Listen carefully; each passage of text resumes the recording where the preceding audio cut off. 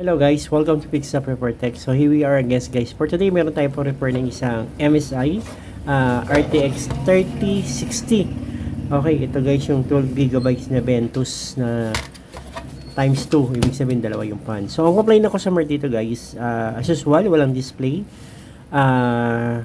Try nating i-check. So samahan niyo ako guys. Let's go! Okay guys, try natin mag-check. Mag-voltage checking tayo. Okay. Power on natin. Switch on. So, hindi siya nag-initialize. Okay. Tignan natin dito. Meron tayo ritong 12 volts.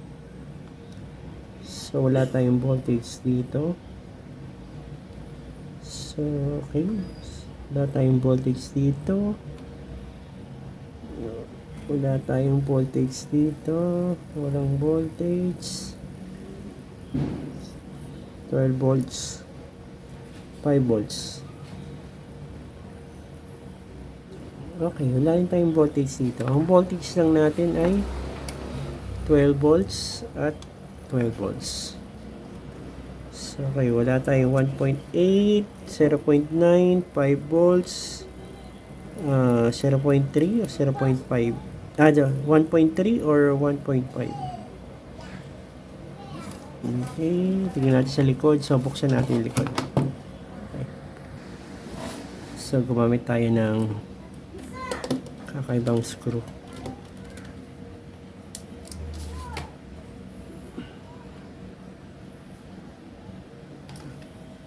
Hindi ko alam kung anong size ito. Parang T3.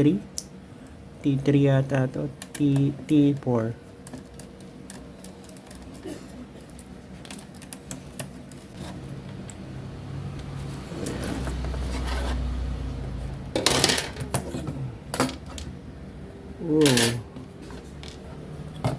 Medyo madumi siya sa likod.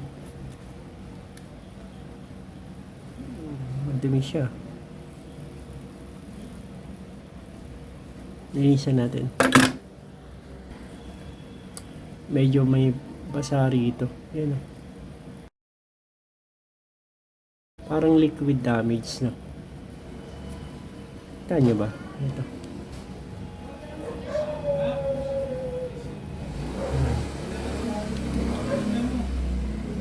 Okay. Ano natin linisan? Tingnan natin sa microscope guys. Yan. Parang may something dito. Dito banda. Ito. Okay. Try natin linisan muna guys. Okay?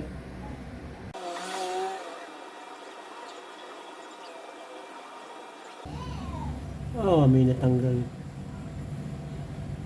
May natanggal. Okay. So, ito yung mga nawala sa atin. Mukhang marami. Ito, dito 1, 2, 3, 4, 5, 6, 7 7.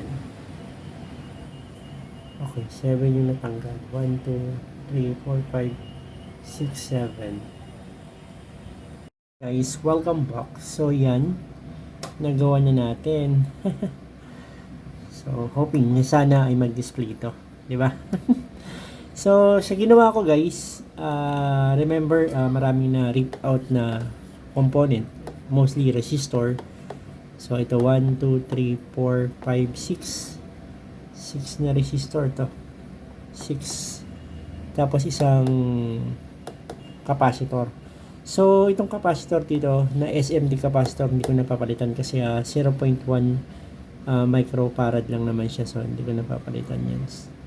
Tapos, ito, alam ko, ito ay 27 kilo ohms, 100 kilo ohms, 10 kilo ohms, 0 ohms. Tapos, itong isa ay 5 kilo ohms, tapos ito 10 kilo ohms. So, yan lang yung pinalit ko. Okay? Tingnan natin guys kung magdi-display na. So, pakita ko sa inyo yung board view niyan. Okay, so ito yung board view. So, ito yung pinalit natin. Isa siyang 27.4 kilo ohms, 100 kilo ohms, tama ako. Tapos ito ay 10 kilo ohms, 0 ohms, 5 kilo ohms, tapos isang 10 kilo ohms, tapos ito yung capacitor. Okay? So yun guys, nag-switch lang ako ng monitor. So yun, try natin lagyan to ng soldering mask. Pero try natin i-test kung gumagana na ba siya. Okay? Okay. Okay guys, try natin i-test kung kumpleto na yung voltage niya. Test natin muna. Okay. Power on. Okay. Meron ba tayong 5 volts? So wala pa rin tayong 5 volts. Of course, wala rin yung iba. So wala pa tayong voltage dito. What happened? So wala pa rin.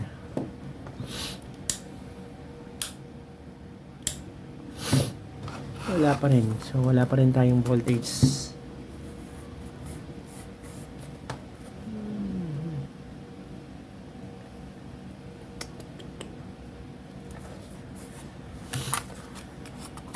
Tignan natin kung meron tayong 3.3.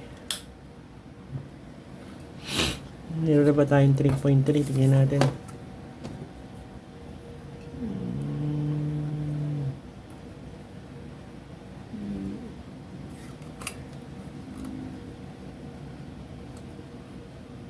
Volts.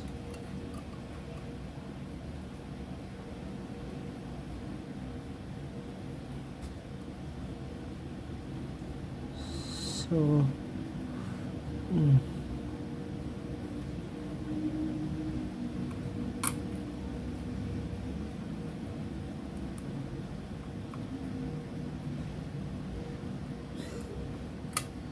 wala tayong voltage dito.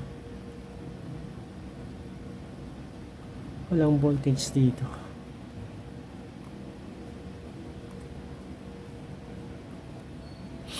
Wala.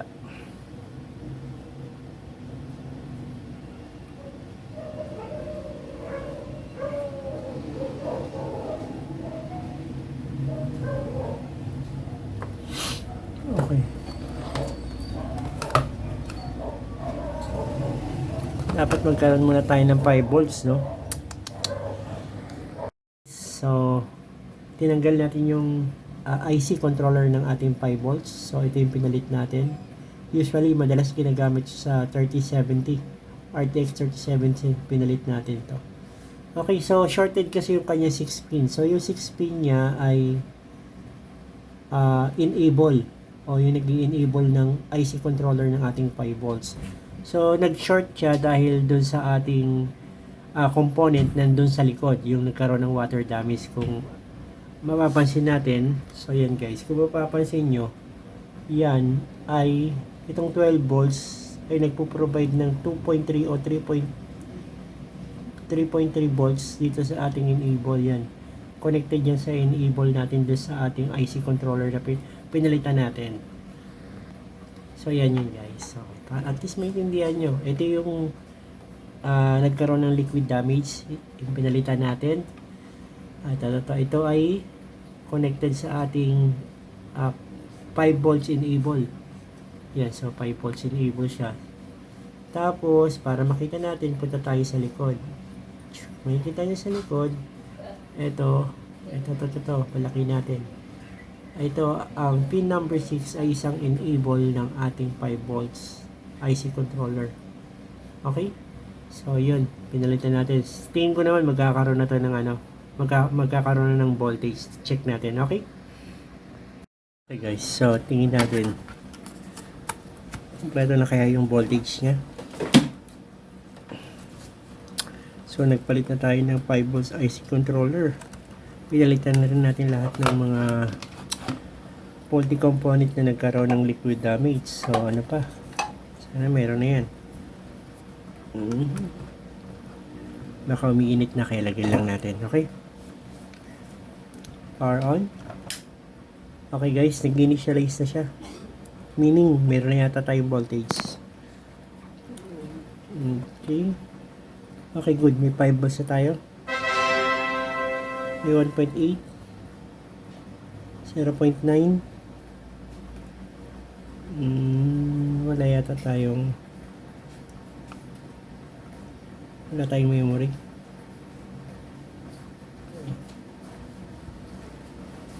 So, mayroon tayong taiwan na natin. So, mukhang wala tayong memory. Power natin. Okay, meron tayong 1.3. May 1.3. Meron na kaya tayong PEX. Meron tayong PEX. Meron na kaya tayo sa power management natin. Tignan lang natin. Power on. Okay, meron tayong 0.751. Okay. So, try natin i-test, guys. Try natin i-test. Okay.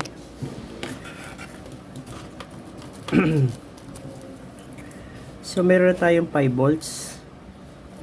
Meron na tayong 1.8, 0.9, 1.3, 12 volts, 12 volts. Okay, 12 volts. Tapos meron na tayong 0.751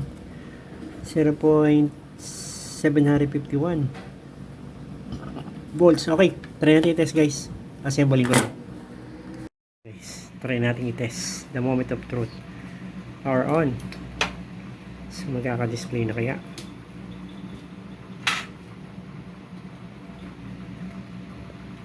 Namatay.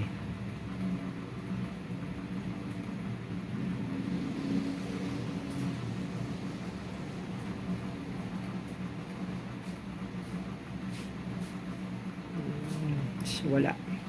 Yun. Nag-display na, guys. Okay.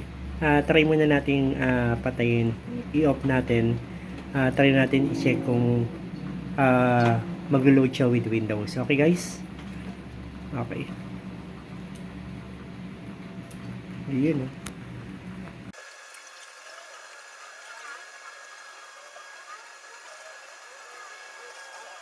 Okay, guys. Upon testing natin, so far smooth naman, no? NVIDIA GeForce RTX 3060. Ito yung ating GPU, guys. So, ang tinest natin is high resolution. So, enough na yan. So, currently, ang ating temperature ay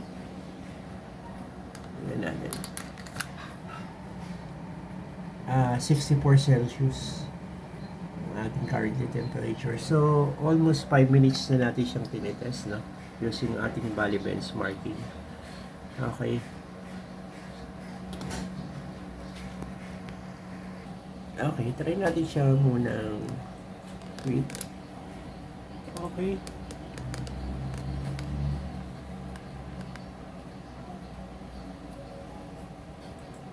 Okay, sa tech power up natin ay ito siya. NVIDIA GeForce RTX 3060. So, isa siyang DDR6 12,288 MB 192 bit. Okay, guys. Okay, that's it, guys. For me, okay na yan. So, enough na yung test natin. Pumasa na yan. Kasi kung may problema pa lang yan, 1 to 2 minutes pa lang magkakaroon ng artifact, magka-crash o magkakaroon ng black screen. So far, okay na. Thank you very much for watching, guys. God bless po. Ito yung ating GPU. Okay. Bye-bye. Thank you very much for watching.